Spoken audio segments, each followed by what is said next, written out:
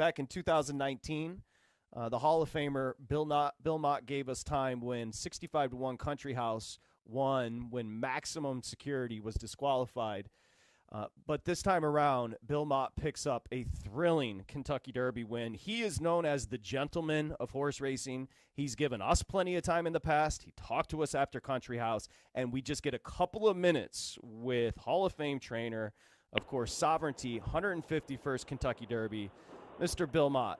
Bill, welcome. Thank you for a couple of minutes. Yeah, thank you. Thank you for having me on. It's a pleasure. We spoke to you after Country House. Now we speak to you after Sovereignty. I don't know if you know this, Bill. Maybe you'll get a chuckle out of this.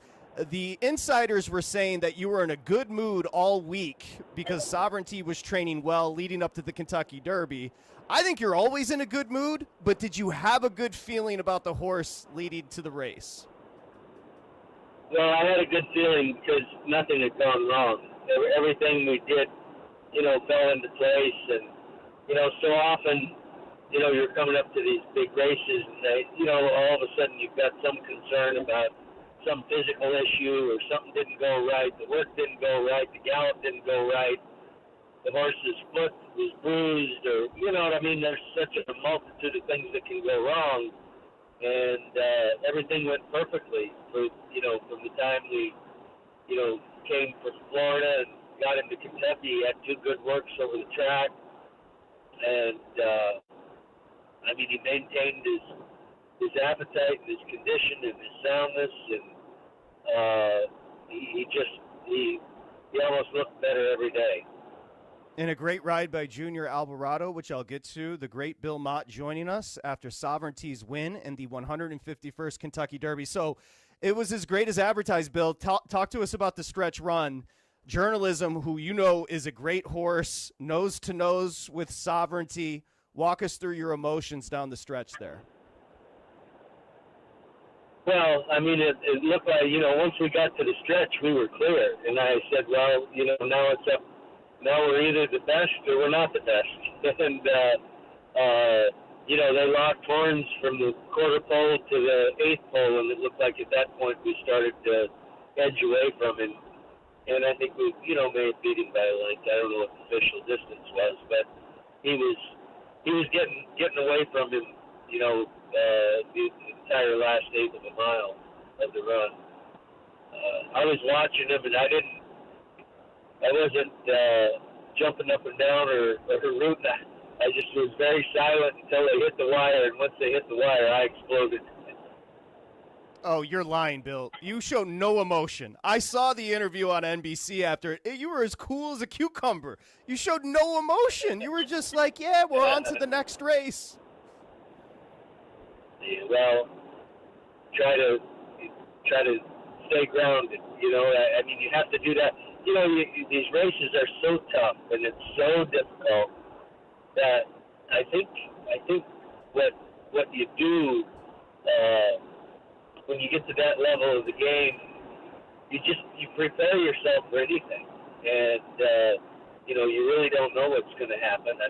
Nobody really knows. We all try to guess, or the people that are betting on them, they're trying to figure it out. But until it's a done deal, nobody really knows, because we know there's, a jillion ways to get beat in this game. The great Hall of Famer Bill Mott, Sovereignty, 151st Kentucky Derby winner. Just a couple more questions. I know your time is tight. Talk to us about the ride from Junior Alvarado. It's such a unique race, Bill, because there's so many horses. It's 1.25 miles. How did the ride turn out and the trip for Sovereignty turn out? Actually, it was flawless. An unbelievably masterful ride, and I give him a lot of credit. Junior had a lot of confidence in the horse. He's had a lot of confidence in him all along, and he got a picture-perfect trip around the first turn.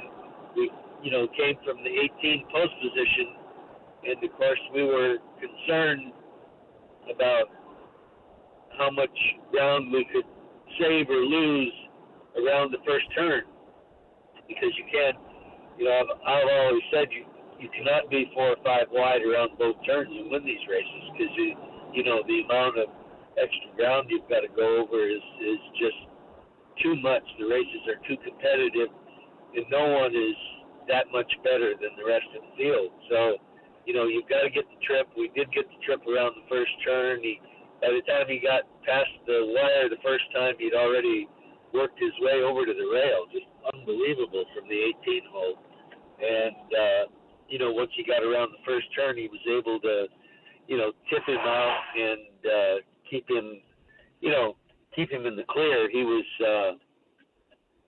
you know, he put himself into position to where he could go anytime he wanted. And he got down to the turn, and Journalism was right in front of him, and he just tucked in behind him and followed him around the turn. And then when he was coming out of the turn, it just textbook, he tipped him out and joined him. He engaged Journalism, and the race was on. And we on the day we came out the better. It was a thrilling race. Can you give us an idea, national audience, Bill, an idea of Sovereignty's personality? These horses all have very different personalities. What's Sovereignty like? Well, he's good to be around. He's good around the stall. I mean, he's a big, strong colt that, you know, he takes, you know, good handling. But, you know, he's not he's strong, and he's strong in his gallops, and you need to have a good rider on him because he's always ready to go when you have him out on that racetrack. But he doesn't do anything, you know, crazy. He's just doing what he's supposed to do. And we have to, contain his speed in the mornings and, you know, just try to keep him out of trouble. Make sure we don't do anything silly. Well, you didn't, and you just won the Kentucky Derby. You are a great representation of the sport. I've never heard anybody say a cross word about Bill Mott, and I appreciate a few minutes. Congratulations on the great win. Okay, thank you. It's pretty special. We've had some big wins in our day and in the career, and this is pretty special.